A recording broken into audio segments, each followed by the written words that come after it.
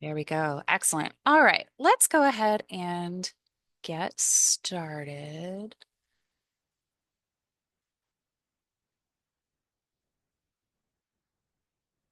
All right, I'm going to share my screen. If you guys can let me know if I've got the right one, because this is the fun of having 10 screens.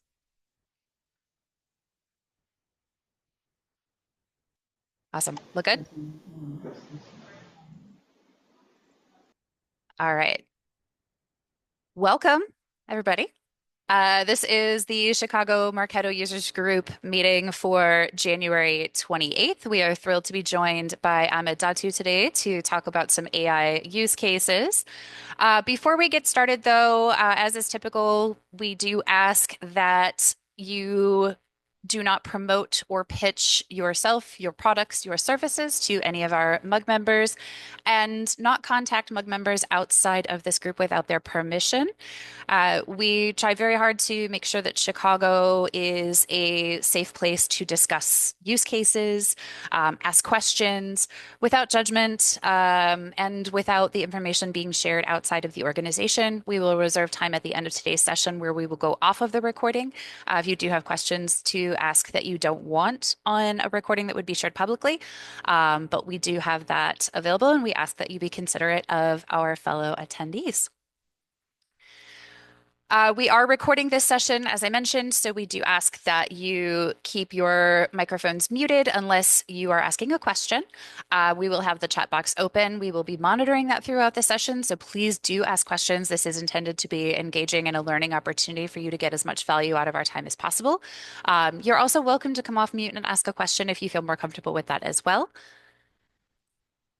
And just a couple of items of note, a few upcoming opportunities that we wanted to call out. There are a few in-person mugs happening. So if you are located in any of these areas, Denver, Vancouver, Ireland is having their first in-person meetup, and Dallas has one coming up as well.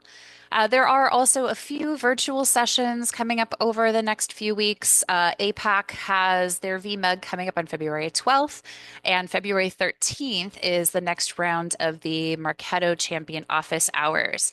If you have not attended these in the past, they are a great opportunity to ask questions about your different use cases and get the thoughts and perspectives of some of our current Marketo champions. They'll also go through some new interesting information or discuss roadmap items that may be coming from Marketo. So be sure to check that out. And Adobe Summit is coming up. This is in March this year. Tickets are on sale now. Some of the event lineups are starting to be posted. And like is typical, as we get closer to the event, the cost is going to continue to go up. So if you are interested in going, get your tickets now while they are at their lowest cost. All right. We're going to be kicking this over to Ahmed Datoo from All Good, who is joining us today to talk through some AI use cases to help get you started in Marketo. As we kick this off, I am going to throw up one poll here for everybody, just out of a little bit of curiosity. What is your organization's stance on AI today? Do you consider yourselves to be AI activated, where you are actively using AI in your organization? Are you AI curious, where you are exploring different ideas and potential, but haven't necessarily dove in feet first? Or is your organization a little bit more on the hesitant side, where you've yet to really dive in or adopt some of those AI use cases? So I'll give you just a moment to take a look at this.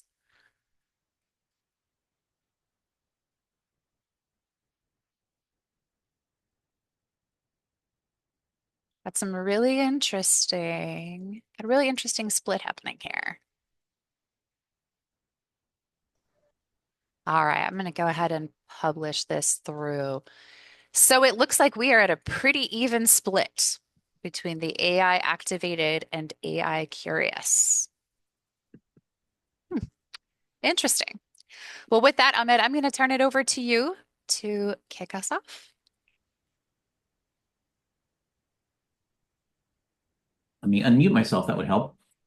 So, Brooke, Andy, I really appreciate you inviting me today, and such a pleasure to meet all of you virtually. Let me just give you a little bit of background on myself. I am a former CMO and call myself an accidental marketer. I started on the product side, product management side. So a little bit unusual in the sense that I can get pretty technical. Um, but I saw the advent of large language models and AI and thought it was going to have a profound impact on marketing. Now I'm currently the founder and CEO of a company called All Good, which is an AI assistant for MOPs teams. But what I'd like to do today is to talk about some use cases that um, I think are practical for folks on the MOPS side. And I am glad to see that the AI reticent is very, very small and that it's all about the AI activated and AI curious. So, for those of you who are curious, I'm going to walk you through 5 use cases that you can use on the MOPS side, like starting tomorrow. And if we have some extra time, I'll throw in a couple of bonus ones.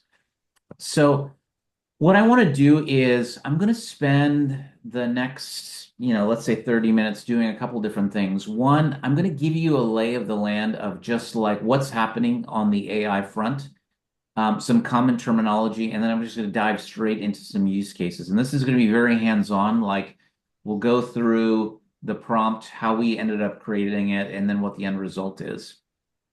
Let me start here. Like when you're thinking about what's happening on the AI front, the first wave of AI was all around content generation. So on the marketing side, it was, can I have like a chat GPT or one of these tools end up creating a blog post for me or my marketing copy. And then it was like, can I actually supplement that blog with images that are created through generative AI, or now video, and actually some crazy stuff happening with voice and synthetic voice. This is kind of the second wave of Gen AI. The first two are very impactful for the broader marketing team, huge benefit, not as impactful for MOPS. It's this third one around processes and data, which is the next wave, which is all about this concept of AI agents and large language models. It's going to have a profound impact on marketing operations in a good way, in a way that is going to remove a lot of the tedious manual activities. So, what are examples of some of those tedious manual activities? The stuff that you have to do that really no one enjoys doing. I've talked to people who are spending 20 hours a week just uploading and cleaning lists coming back from trade shows, field events, third-party content syndication, right? And that involves a lot of manual activity, or spending 15 hours a week just building new campaigns, be it webinars, email campaigns, landing pages, etc., in Marketo. So these are examples of pretty intricate processes that involve multiple sets of systems that can be automated using a combination of large language models and even agents. So now that I've set up the foundation, why do this at all? I'll give you my perspective as a CMO. When I was running marketing, I viewed MOPS as the strategic arm of marketing. Like this is the group that I relied on to tell me what programs were working. What should my mix of channels be? Which channel was the most effective? How many programs should I be running? Who is my ICP based on the data, right? Like all of the analytical strategic parts of marketing that really should drive the marketing organization, I was looking to MOPS to do. But the reality is, I very rarely got strategic insights because the team was so swamped with just day-to-day tactical execution that it became next to impossible to carve out time to do things that are strategic. It's no wonder that people would get frustrated. Like this is the kind of stuff that is exciting. So this is a long-winded way of saying like the reason why you should be using these large language models is you can get rid of a lot of the stuff that takes up time so that you can be more strategic in nature in your analysis.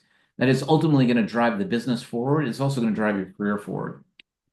So let me start with the when to use what. And this is to for the AI curious in the crowd or AI reticent who may not necessarily know all these terms, I'm going to throw out some terms just to get everyone situated.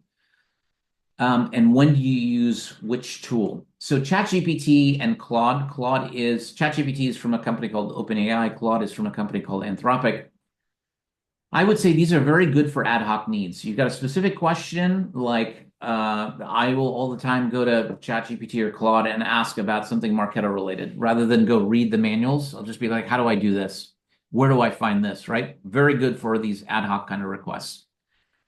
Custom GPTs, which is from OpenAI, and projects, which is from, it's the equivalent of custom GPT, but that's the Claude version, Anthropic version. This is really good if you have a repetitive single task that you're doing again and again and again. So rather than an ad hoc, you're always going to be doing this. Maybe it's daily, maybe it's once a week, maybe it's once a month. And so rather than having to rewrite the prompt every single time, you create these custom GPTs or projects to do it. Agents, which is kind of where we're at now, this is the next wave of AI, is really great for automating super complex tasks. So if you have a task that may involve a really, really long prompt, it's actually better to break it up into smaller prompts and use agents for it. It's just more reliable. Or if you've got very complicated workflows that span multiple sets of systems, that take an input of one response from an LLM and use it as an input into another. Sorry, the output of one as an input to another. Like these very complex workflows are agentic in nature. So this is kind of when you should be using what sets of tools. Now that I've sort of given you a lay of the land, let me walk you through 5 use cases. And I'm going to call this the AI contact washing machine, which is you have a bunch of data sitting in your system, and data hygiene is such a huge, important part of marketing operations. How can I use large language models to do the following sets of things? Standardizing country codes. And this could be, coming back from a third-party list that you're getting from an field event. It could be from, a partner who's uploading a list of leads. It could be content syndication, etc. Same with being able to standardize phone numbers. If you deal with lots of international and you want to create a standard phone number, being able to translate. So again, this is a use case if you're collecting leads internationally and those leads come in languages other than English.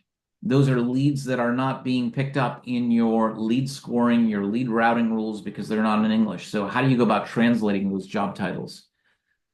Then this is the stuff that becomes really interesting around starting to do persona-based development. So how do you create from a job title what the job level is? Is this an individual contributor? Is this a CXO? Is this a manager type person? Because based on the job level, you may actually start crafting different marketing messages for your demand gen team, right? And lastly is I'm going to take the first 4 and show you how you can clean and upload lists automatically into Marketo. So the first 4 is going to be, I'm going to show a combination of OpenAI's custom GPT, and I will also show Claude's project, so you get a flavor of both of those. And then the last one, I will actually show you a series of agents that perform the cleaning and uploading of lists. So with that said, let me start with the first one, which is standardizing country code. So here is the prompt that I provided.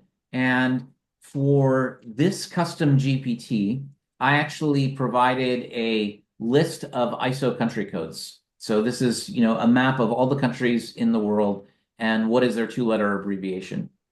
Now, I've actually found in the custom GPT I needed to do this, but when you go to ChatGPT and you just say, can you give me the country code for Botswana or the Netherlands, it'll actually come back with the appropriate code. But again, if this is something you're doing frequently, you don't want to constantly be going to ChatGPT. You want to actually run this as a custom GPT. So I'm going to show you how this works. I'm going to simulate, let's say we have a list coming back from a trade show, right? Or a field event. And the list has contacts that have countries on it. I'm going to actually show you how you can use the custom GPT to do this. So the very first thing you can do in this custom GPT is go ahead and upload the list of leads. And let's say this is a webinar that I did, and I can see the presence of countries as well as first name, last name. And now what I'm going to do is I'm going to actually ask ChatGPT to go through the process of, or sorry, in this custom GPT, you're going to see it's going through and it's looking at the countries and creating a column with a country code. So it's telling me that it's created a new column called country code. And if I scroll all the way to the right, I can actually see the country codes that are that map to the countries that were on the right. Now, one of them shows unrecognized because the characters were in Chinese, not English. So I'm setting that up so that we can see further down how we can use ChatGPT to translate it. So here's an example. You have a spreadsheet. That spreadsheet now coming from a trade show, you've gone and you've run it, you've cleaned it for the first column. Now, at this point, I can download that from the custom GPT, and I can download it as a CSV, and I have it on my local drive. And I can take that spreadsheet, same exact spreadsheet now, and go to my next use case, which is standardizing phone numbers. So let's say that same list also had telephone numbers. And in this prompt, I'm basically saying, hey, I want you to standardize the phone number using the E.164 standard. And so that way I've got a consistent formatting. It makes it so much easier when I'm syncing these contacts into Salesforce. My sales team's really happy because it works with all their dialers that they're using to follow up with leads. So everything is much more efficient. And this is going to follow a very similar process, right? I've created a custom GPT here. And I'm going to take this spreadsheet that I've now downloaded and I'm going to upload it again. And I'm going to ask here, you can see the phone numbers, and it is going to go through and create a new column called normalizing phone number. And give it a second here. And in this instance, I'm going to say, can you show me all of the results? So I want to see what the normalized phone numbers are. And and you can see how it's gone through the process of normalizing the phone number. Actually, what was also interesting is one of the phone numbers was invalid. So rather than formatting it, the custom GPT actually spits out and says, hey, this number is not a real number. At which point you can then invoke your whatever enrichment provider you're using to actually go through the process of enriching some of those leads. So we've gone through phone numbers, we've gone through country. Let me go to the next one, which is job titles. So you saw in the spreadsheet that there were some characters that were not in English. So I create a prompt here, which is, now in this one, I'm going to show you, the first two I was showing you a custom GPT. Now I'm going to show you a project. So in this one, before I can do lead scoring or job leveling or any of this sort of stuff, I just need to translate everything into English. And you know, both Anthropic and OpenAI, I think they support more than 30 plus languages. So all the major languages you're probably running into if you're running any sort of international programs. So here I give the same spreadsheet now, and it's going to operate in a very similar way. I'm going to upload the spreadsheet. And it is now going to run through and standardize job titles based on the thing. Unlike ChatGPT, this one actually writes code, which is pretty interesting. And you can see on the right the importing of the data and the writing of code as it goes through. And you can start to see that it's starting to translate different foreign characters into English. So there's some in here that is in French. You can see this one is in Japanese, and you can also see that it'll tell you what languages they're in as it's going through the process of translating, right? Pretty incredible stuff. So these would be typically leads that I would say were left behind as a CMO, like they're not being scored, they're not being routed to appropriate people, and these could be some monstrous leads with the right persona titles that are just getting missed. So We've gone through clean country codes, we've standardized phone numbers, we've translated job titles. Now let's go to the next one here, which is job levels. This one is near and dear to my heart as a CMO because everyone is talking about personalization, right? And there's a lot of discussion about like being able to do one-to-one personalization and creating custom messages, et cetera. And all of that starts with having good data. And so one of the easiest things to do in terms of personalization is to personalize based on job level. So the kind of message I'm going to be sending to the CXO probably going to be much more business oriented, ROI related, versus an individual contributor who may be the ultimate user of my product. Those messages are going to be much more hands-on technical. I'm going to show you, here's the prompt that I've created. And by the way, I've just created 5 categories, right? You can go in and customize these to the categories your team needs from a persona standpoint.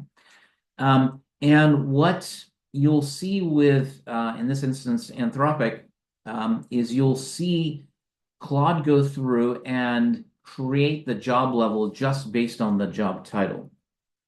So here, I take the same exact spreadsheet, and I'm going to upload the spreadsheet here. And you'll see now in this instance, it's actually first translating the job titles. And then once it's translated the job titles, it's going to go through and create the job levels, right? So this is why the translation piece becomes really important. So now you've got things like individual contributor, you've got manager, you've got CXO level positions. The reason why this is really interesting is the way I used to do this in Marketo is I'd create a smart list, which ended up becoming really, really complex.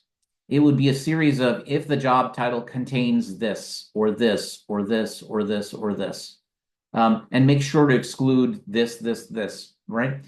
And what I found is that we were constantly maintaining that list because we would discover new titles. I mean, if you look on LinkedIn, people are really creative with their job titles. So, like the head of marketing, what is the head of marketing? Is that a CMO, a CXO level position? Is that a manager, a director level? Like, how do you think about those mappings? So you'd end up creating a lot of these mappings, and you'd have a category that was called other. And what I found was my other category, which was my catch-all, invariably was really, really large. And every now and then we'd go and we'd look at the other category and we'd try to figure out what are the keywords that we should go back and add so that we'd be able to capture this. This is a significantly different approach, right? This essentially, you're providing the LLM with a definition of what your job levels are and the job title.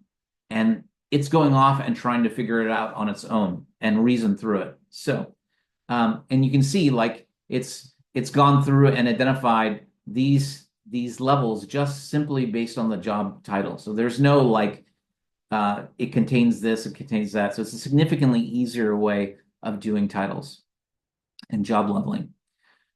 Now, I've shown you these 4 different steps, and essentially like these can be discrete things. So they're highly repetitive. If you're constantly having to do country codes, then you can use that custom GPT. If you always want to be doing job levels, you can use that. But what if you're constantly wanting to apply this to a list upload? Like you want to do all 4 of these things. Then you're going through the process of, and this is why I'm saying this is a more complex task, right? This is what agents are really good for. You're going through this process now of essentially taking a spreadsheet, uploading the spreadsheet, running it through the first custom GPT, getting the results, downloading it, taking that downloaded spreadsheet, uploading it to the second GPT, running it, downloading it, taking that result and uploading it to the third one, et cetera, et cetera, et cetera, right? So here's an example of a complex task that involves multiple different things. Now, I've tried to do this on my own, which is why not just create one monster prompt that does country codes, phone numbers, job titles. What I found is that it is actually really, really hard to get it to work consistently right. Changing one part of the prompt may fix something for country code, but end up breaking something for job level. So what I found is it's better to break up different kinds of actions or activities into its own prompts. It's easier to troubleshoot, it's easier to adjust, but then it makes this process of chaining them all together very, very difficult. So now I'm going to talk about agents. Here I'm using an open source framework. Ahmed, Uh, can I pause you for two questions before we move yeah, into agents? yes, sure. Great. The first we have is, are you importing partial lists without PII for these normalizations? Yeah. Um, Totally up to the organization, right? Like the enterprise versions of both ChatGPT and Anthropic do not actually store data nor train data. So depending on, I'm gathering that the AI reticent ones are reticent because someone on the security team says we can't do PII information. So let me tell you how you can get around it. I just end up uploading the Marketo ID. So I don't have the first name, last name, nor email. So if I just use the Marketo ID and I've got all the other fields, which are non-personally identifiable, I can run it through the LLM, clean it, and then upload it back into Marketo. Great. Now, I will tell you when it may make sense to do things like running PII related information. I've used LLMs to do things like fixed punctuation and capitalization because I'd hate sending emails to people where you're using their first name in the email, but the first name is actually lowercase. Um, and so you can use the LLM to go through the process of cleaning that up. But again, it's sort of what your security team's level of comfort is with the LLMs. Yeah, check with your organization, particularly your IT teams. Your organization may have paid versions of some of these that are that they do allow you to upload PII.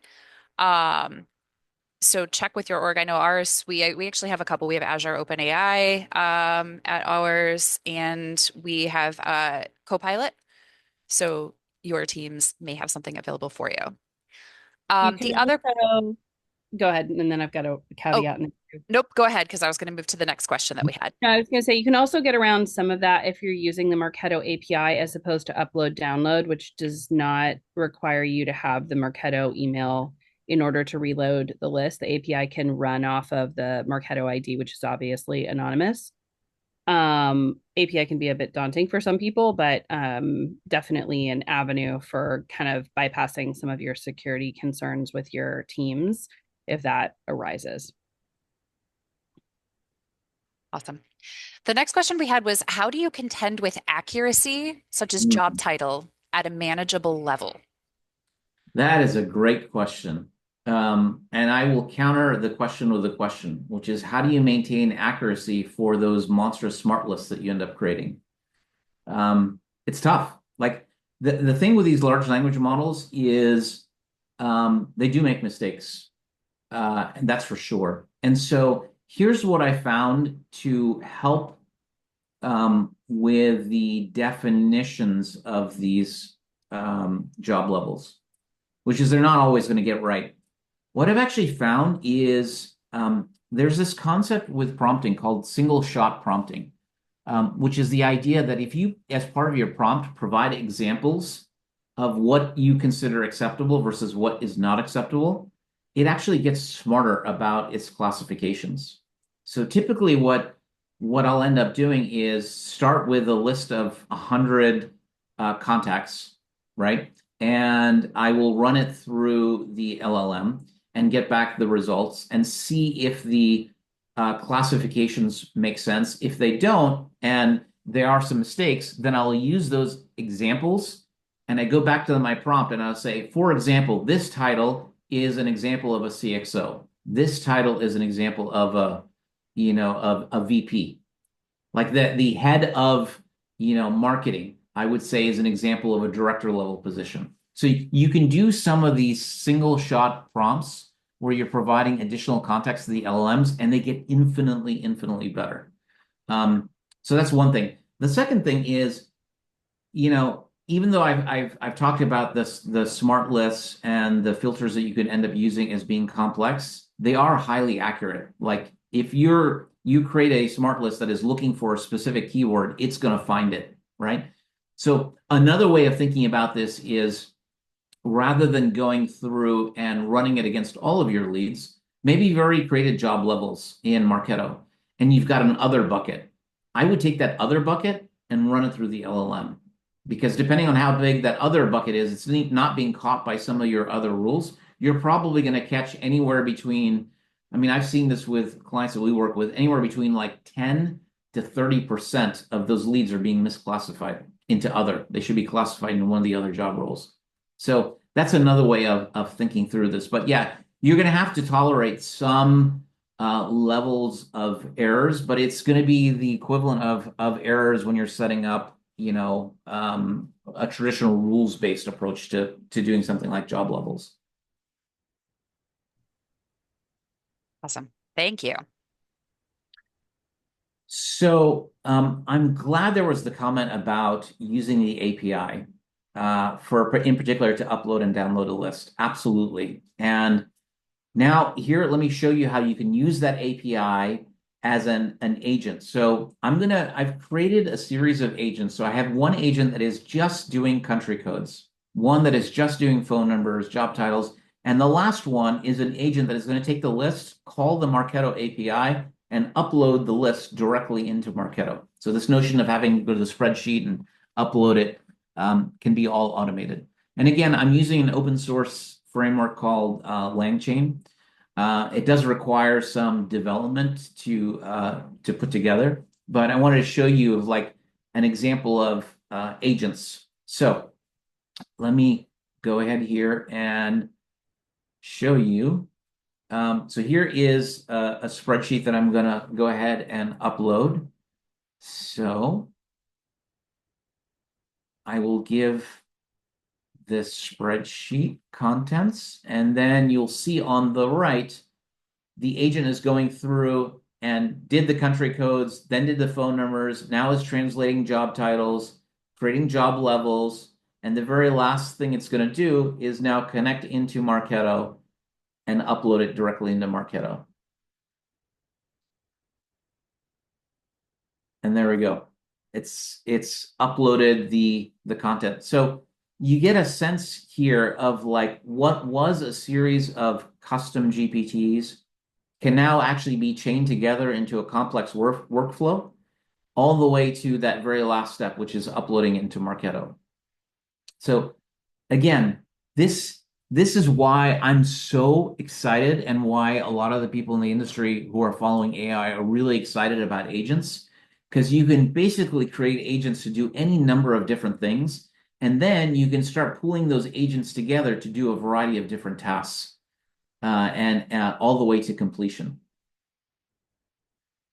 So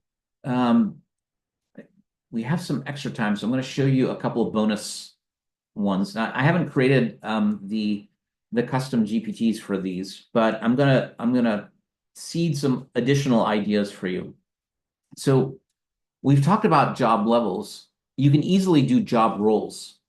And so the job roles I would try to map to your personas within your organization, because this is going to vary from company to company.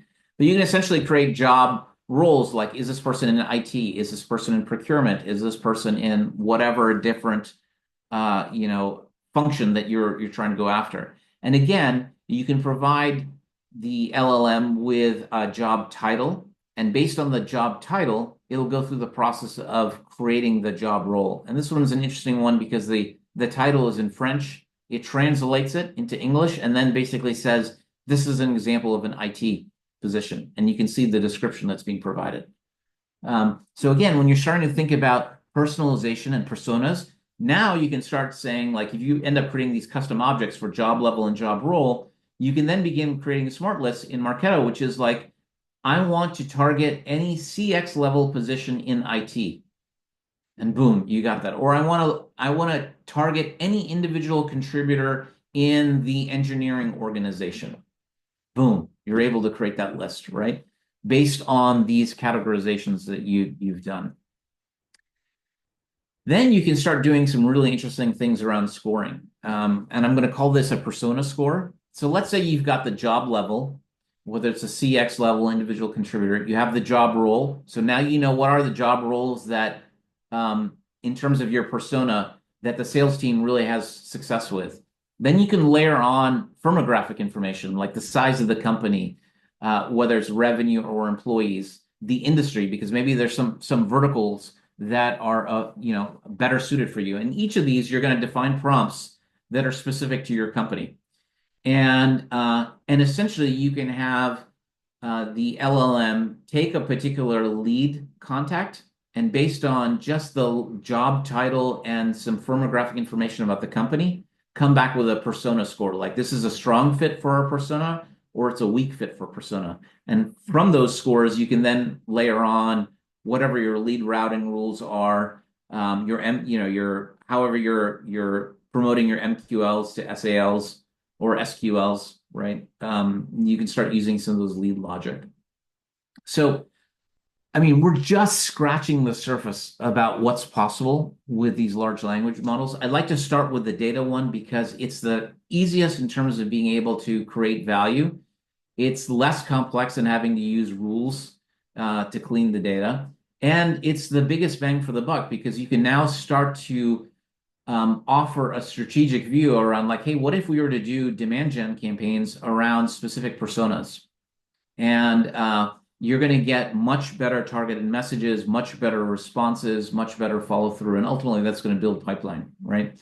And so you go from tactical related stuff to more strategic related tasks.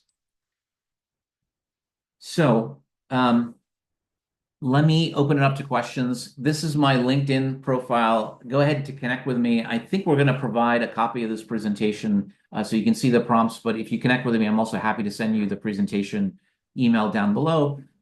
Happy to open it up to questions. Ahmed, thank you very much. Yes, everyone, we are going to be sending this out as soon as the recording is rendered and uploaded. If you were registered for today's session through the mugs.marketo.com page, I will be sending out an email that will link to the video and to the presentation. I'm going to actually go ahead and stop the recording at the